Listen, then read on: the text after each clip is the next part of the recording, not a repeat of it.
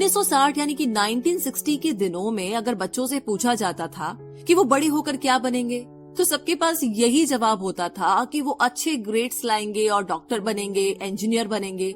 तब सबको यही लगता था कि अच्छे ग्रेड्स लेकर के वो बहुत पैसा कमा सकेंगे। हालांकि उनमें से बहुत बच्चे आज बड़े होकर के डॉक्टर बन चुके हैं। बावजूद इसके उनमें से काफी लोग आज भी फाइनेंशियली स्ट्रगल करते नजर आएंगे, क्योंकि उन्हें हमेशा यही लगा कि ज्यादा पैसा कमाने से उनकी सारी परेशानियां दूर हो जाएगी। मगर आज के दौर में ऐसा नहीं है।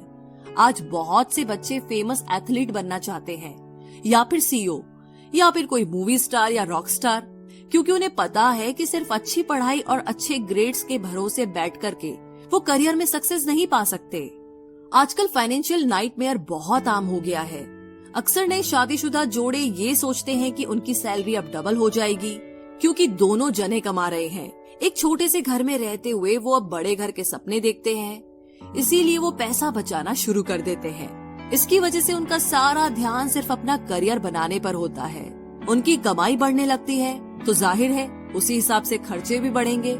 तो मुद्दा मामला ऐसा है कि अब जब आप फाइनेंशियल लिटरेट हुए बिना पैसा बनाते हैं या बिना सोचे समझे उसे खर्च करते हैं, तो होता ये है कि आप पहले से भी ज्यादा खर्चा करने लगते हैं। ये एक ऐसा चक्कर है जो फिर से चलता ही रहता है।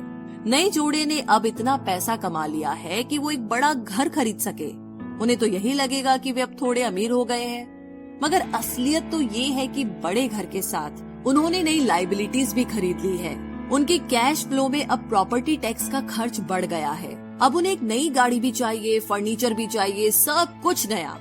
उनकी लायबिलिटीज बढ़ती ही चली जा रही है और ज्यादातर होता यही है कि इनकम के साथ साथ खर्चे भी बढ़ने लगते हैं। फिर एक दिन अचानक इस सच्चाई का खुलासा होता है, मगर तब तक हम इस रैट रेस में बुरी तरीके से फंस चुके होते हैं। फिर ऐसे ही लोग हमारे लेखक रॉबर्ट के पास आकर के पूछते हैं कि अमीर कैसे बना जाए।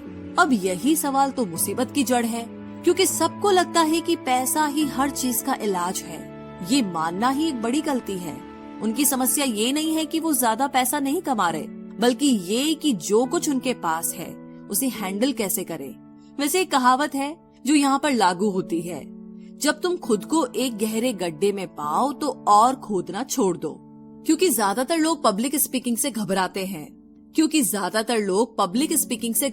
हैं। मनोचिकित्सक यानी कि साइकेट्रिस्ट का मानना है कि लोग इसलिए घबराते हैं क्योंकि उन्हें रिजेक्शन का डर होता है, औरों से अलग होने का डर होता है। लोग हमारे बारे में क्या सोचेंगे या हम पर वो कहीं हंसेंगे तो नहीं, बस यही सोच करके ज्यादातर लोग पब्लिक स्पीकिंग से दूर भागते हैं। वो वही करना पसंद करते हैं जो सब कर रहे होते हैं। ऐसे लोग खुद को भीड़ का हिस्सा बना करके संतुष्ट हो जाते हैं। आपका घर आपका सबसे बड़ा एसेट है।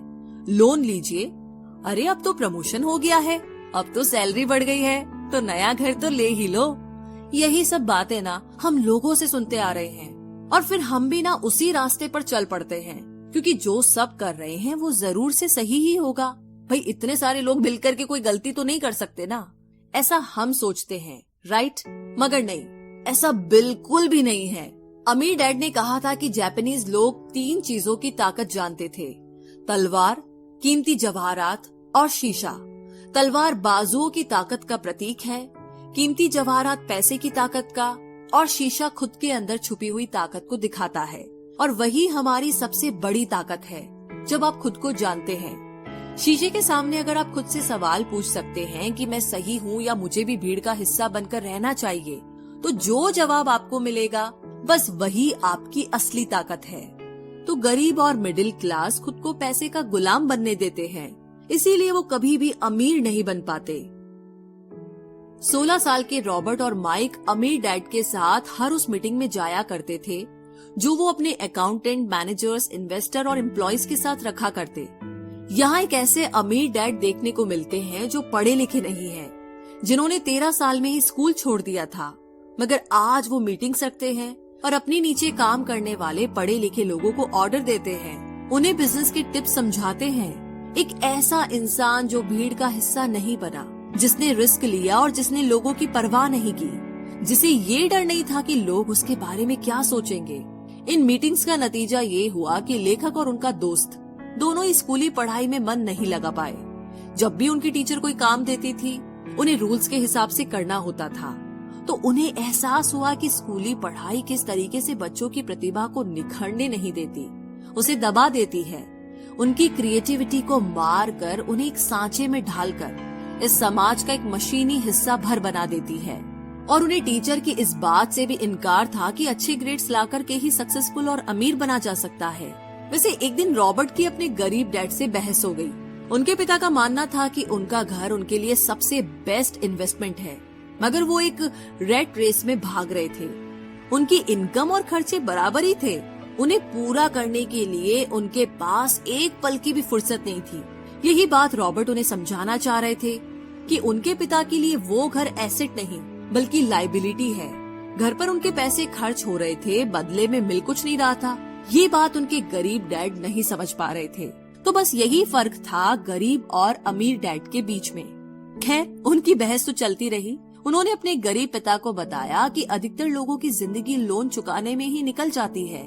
जिस घर को वो खरीदते हैं उसके लिए वो 30 साल तक लोन भरते हैं, फिर एक और बड़ा घर लेते हैं और अपना लोन रिन्यू कराते हैं। अब घर की कीमत भी उसी हिसाब से बढ़ेगी या नहीं, ये निर्भर करता है। कुछ लोग ऐसे भी हैं जिन्होंने घर खरीदने के लिए एक बड़ी रकम ली थी, जितनी घर की कीमत नहीं थी।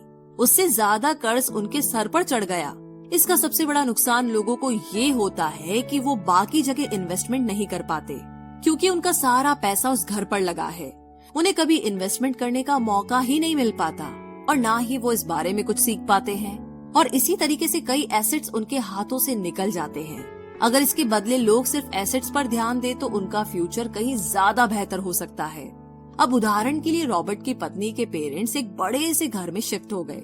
उनका सोचना था कि अपने लिए बड़ा और नया घर लेना एक सही फैसला है, क्योंकि बाकियों की तरह उन्हें भी घर लेना एक एसेट्स लगता था।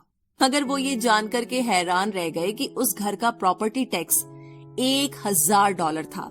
ये उनके लिए एक बहुत ही बड़ी कीमत थी, और क्योंकि वो रिटायर हो चुके थे तो इतना पैसा टैक्स के रूप में भरना उनके रिटायरमेंट बजट के बाहर था। बेशक हम ये नहीं कह रहे कि आप एक नया घर ना ले, बल्कि हम समझाना चाहते हैं कि जितने पैसे से आप एक बड़ा घर लेंगे उतने पैसे आप किसी एसेट में इन्वेस्ट करें तो बेहतर होगा। आपका एसेट आपके लिए कमाई करेगा और कुछ ही समय के बाद आपके पास इतना पैसा होगा कि आप आसानी से मनपसंद घर ले पाएंगे, और वो भी बिना किसी लोन के। तो अब सवाल ये है कि अमीर और ज्यादा अमीर क्यों होते रहते हैं, वही मिडिल क्लास आगे क्यों नहीं बढ़ पाते? इसके पीछे भी ना एक वजह है, और कारण एकदम सिंपल है। अमीर एसेट खरीदते हैं जो कि उनका पैसा दुगना करता रहता है। उस पैसे से उनके सारे खर्चे मजे में निपट जाते हैं। और मिडिल क्लास क्या करते हैं? वो तो बस महीने की 1 तारीख का इंतजार करते हैं जब उनकी सैलरी आए। तो सारी की सारी सैलरी तो खर्चों को पूरा करने में खत्म हो जाती है, तो इन्वेस्टमेंट कहाँ से होगा? और फिर जब सैलरी बढ़ती है तो उस पर टैक्स भी बढ़ जाता है और उसी हिसाब से बाकी खर्चे भी, और फिर अंत में वही रैट रेस चलती रहती है।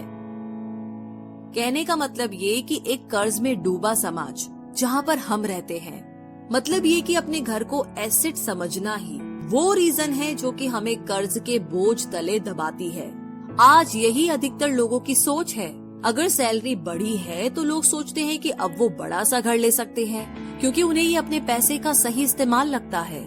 इसके बदले अगर वो पैसा सही जगह लगाया जाए तो उनकी जिंदगी हमेशा के लिए बदल सकती है। लेकिन ऐसा हो नहीं पाता, क्योंकि उनका सारा वक्त हाड़ तोड़ मेहनत करने में चला जाता है। अपनी नौकरी को सेफ जोन समझ करके वे उससे अलग कुछ सोच ही नहीं पाते, और साथ ही उन पर कर्ज का इतना बोझ होता है कि वो नौकरी छोड़ने का रिस्क ले ही नहीं सकते। अब जरा खुद से सवाल कीजिए कि आज आप नौकरी छोड़कर बैठ जाते हैं तो कितने दिन आपका गुजारा चलेगा? क्योंकि अगर आप फाइनेंशियली लिटरेट नहीं हैं, अगर आपने सारी उम्र सिर्फ सैलरी के भरोसे ही काटी है और एसेट्स के बदले आपने लायबिलिटीज पाल ली है, तो यकीनन आपकी जिंदगी एक बहुत ही कड़ी चुनौती है। सिर्फ नेटवर्थ के भरोसे आपका काम नहीं चल सकता। नेटवर्थ बताता है कि आपके पास वाकई में कितना पैसा है, चाहे वो गैराज में पड़ी पुरानी कार के रूप में ही क्यों ना हो। अब भले ही वो कार कुछ काम की ना हो, जबकि वेल्थ का मतलब है कि आपके पास जो पैसा है उससे आप कितना और पैसा कमा रहे हैं। जैसे कि मान लीजिए कि आपके पास कोई एसेट है जिससे हर महीने मुझे $3000 की कमाई हो जाती है और हर महीने आपके $6000 खर्च होते हैं, तो मैं सिर्फ आधे महीने ही अपना गुजारा कर पाऊंगी। तो सोल्यूशन ये होगा कि अपने एसेट से मिलने वाले पैसे को आप बढ़ा दे। जब वो $6,000 आपको मिलने लगेगा तो आप रातों रात अमीर नहीं हो जाएंगे, मगर इस तरह आप वेल्दी होने लगेंगे। अब अगर आप अचानक नौकरी छोड़ते भी हैं, तो आपके एसेट्स आपका सारा खर्च कवर कर लेंगे। आप वेल्दी तभी बन पाएंगे जब आपके खर्च आपके एसेट्स की ग्रोथ से कम रहे। और इसी के साथ आगे है चौथा सबक, जो कहता है कि अपने काम से काम रखे। दुनिया की सबसे बड़ी फूड चेन मैकडोनाल्ड के फाउंडर रे क्रॉक ने एक MBA क्लास में एक स्पीच दी।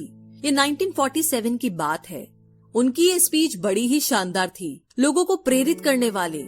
स्पीच के बाद जब MBA क्लास के स्टूडेंट्स ने कुछ वक्त उनके साथ बिताने की गुजारिश की, तो वो उनके साथ बियर पीने चले गए। बातों बातों में रे ने अचानक एक सवाल किया कि क्या आप लोग जानते हैं कि मैं किस बिजनेस में हूँ।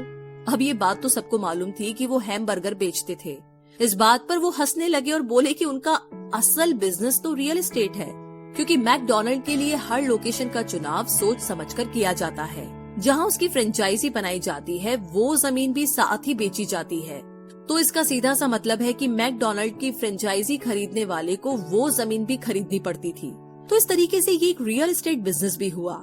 यही सबक अमीर डैड ने रॉबर्ट को सिखाया कि अक्सर लोग खुद के लिए छोड़ करके बाकी सब के लिए काम करते हैं। वो टैक्स पे करके गवर्नमेंट के लिए काम करते हैं, वो उस कंपनी के लिए काम करते हैं जहाँ वो नौकरी करते हैं, बैंक का मोर्टेज देकर उसके लिए काम करते हैं। और ये सब इसलिए क्योंकि हमारा एजुकेशन सिस्टम ही ऐसा है। स्कूल हमें एम्प्लॉय बनना सिखाता है, ना कि एम्प्लॉयर।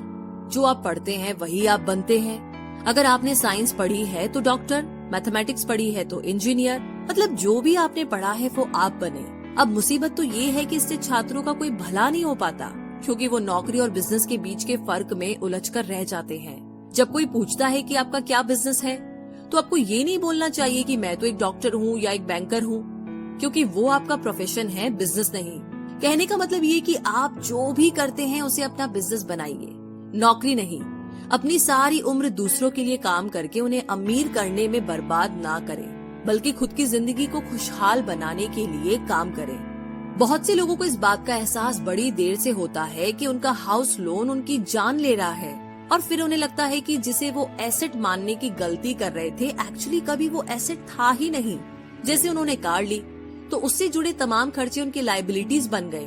उन्हें पूरा करने के लिए नौकरी जरूरी है, और अगर कभी वो सेफ जॉब उनके हाथों से निकल गई तो उनकी मुसीबतें शुरू हो जाती है।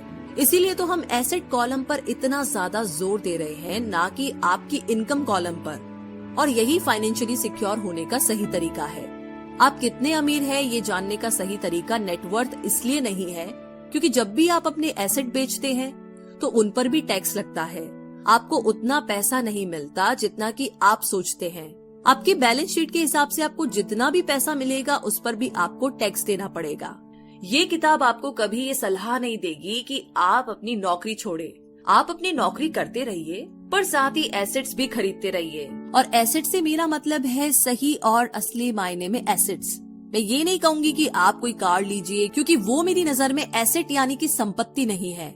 क्योंकि जैसे ही आप उसे चलाना शुरू करते हैं वो अपनी कीमत का 25% खो देते